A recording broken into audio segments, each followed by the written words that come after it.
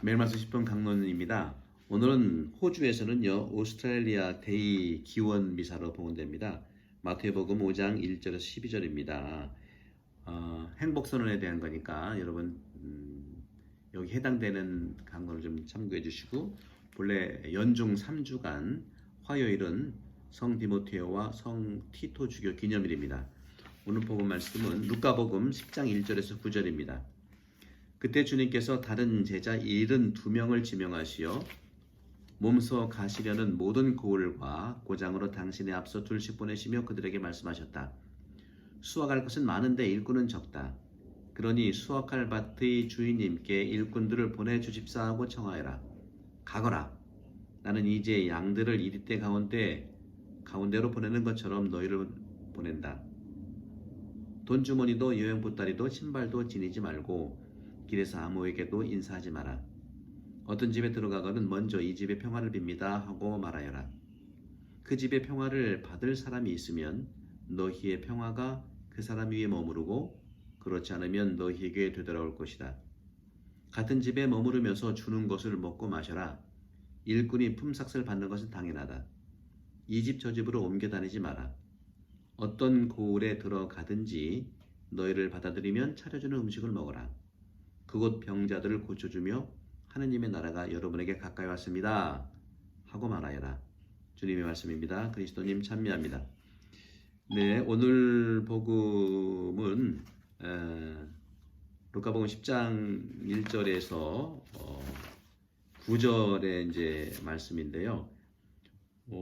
특별히 이제 여러분들도 잘 아시지만 이 오늘 복음에서 제자들을 수확할 밭의 일꾼으로 봅니다.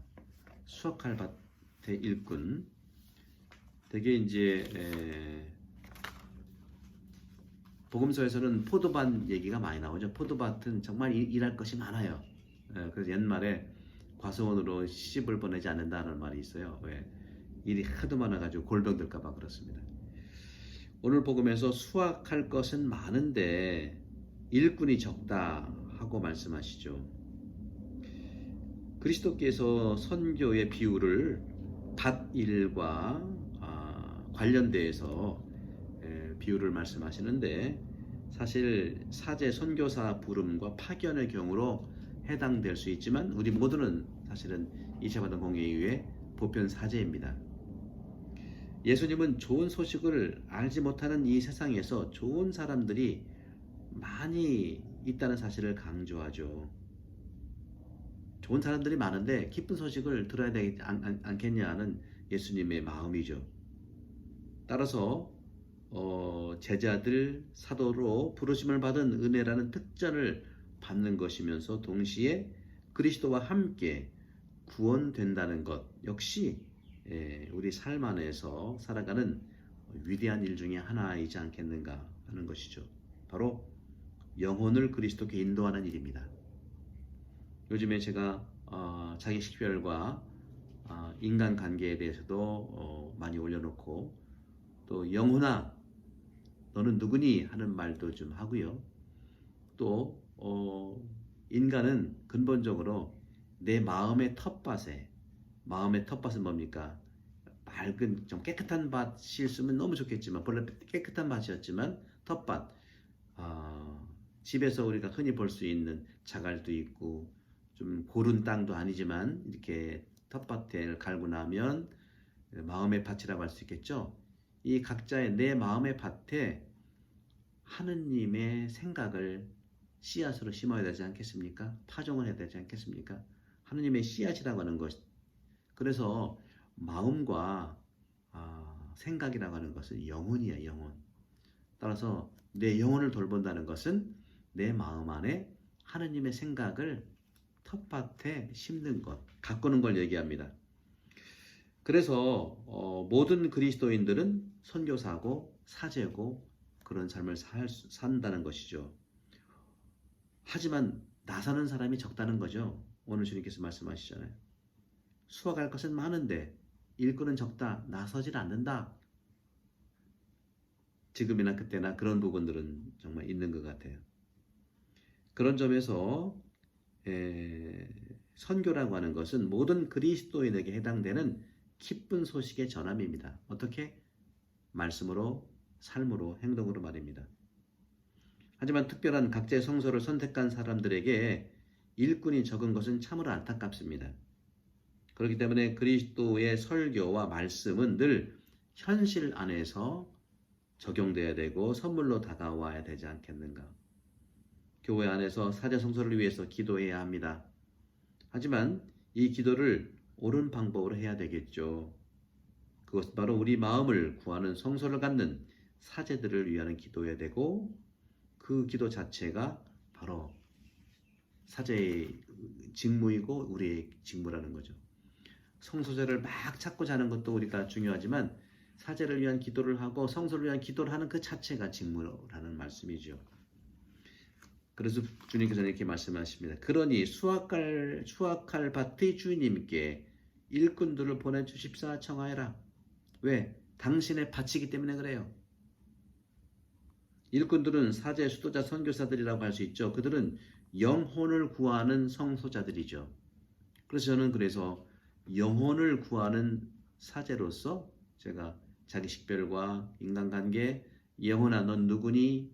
영혼을 돌보는 구해성사, 일과서에게 제가 강론하고 추구하고 하는 것은 바로 영혼을 돌보는 사제로 부르심을 받았기 때문입니다.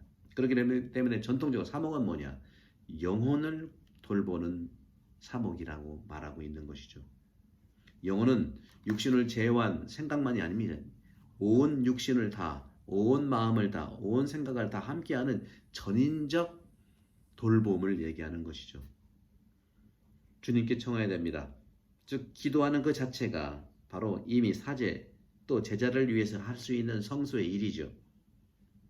예수님도 2, 3년 설교를 하셨고 30년 동안 기도와 일을 하셨어요.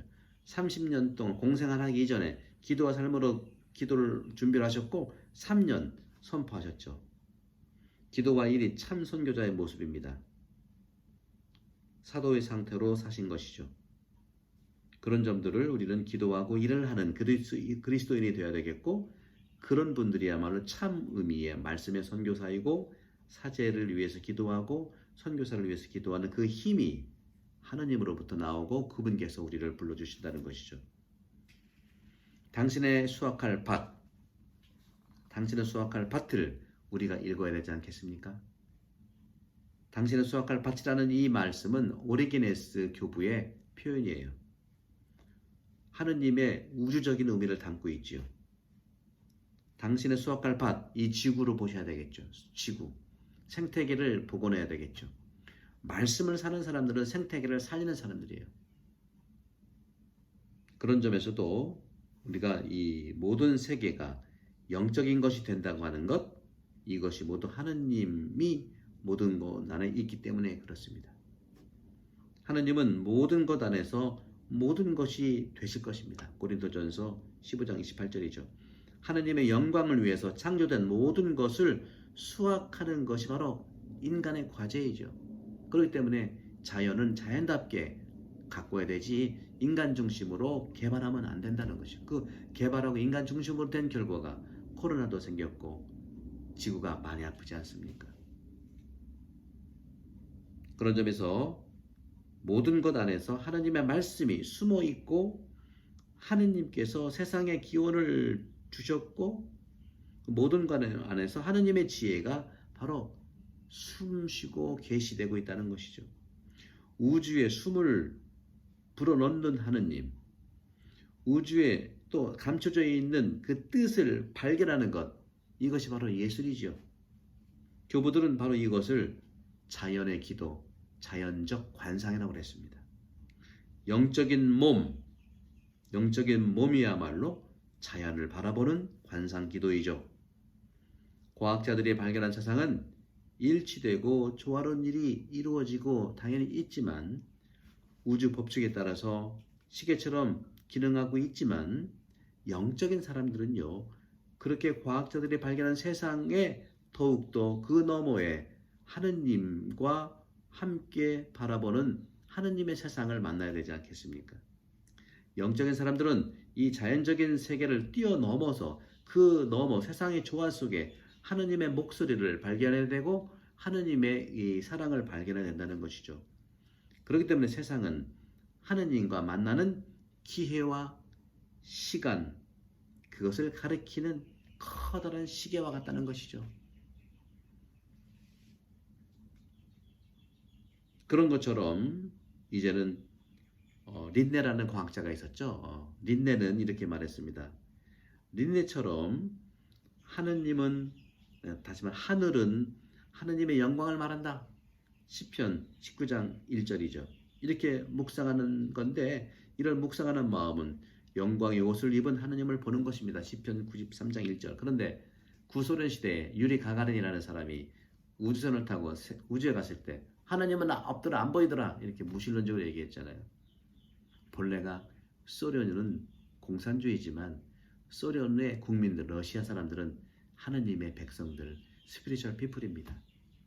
우리 모두 수억할 것은 많은데 일꾼이 적다고 하는 말씀. 하지만 수억할 밭의 주인님께 일꾼을 보내달라고 청하는 것. 그것을 우리가 살아가는 것이 오늘 복음 가거라. 이제 양들을 이리대로 보내는 것처럼 너희를 보낸다. 돈주머니, 여행 보따리, 신발 지니지 말고 길에서 아무에게도 인사하지 말고 집에 들어가거든 평화를 빈다고 하고 받을 사람이 없으면 그 평화는 다시 너한테 돌아온다. 같은 집에 머물면서 먹고 마셔라.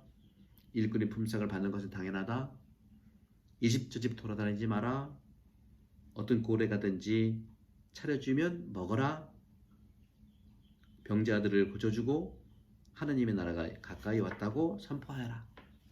사랑하는 형제자매 여러분, 코로나 시기는 바로 말씀의 선포의 기도, 사제 수도자를 위한 기도뿐만 아니라 우리 많은 선교자의 삶을 살 수 있도록 기도하는 직무로서 우리가 늘 새로워지기를 기도합니다.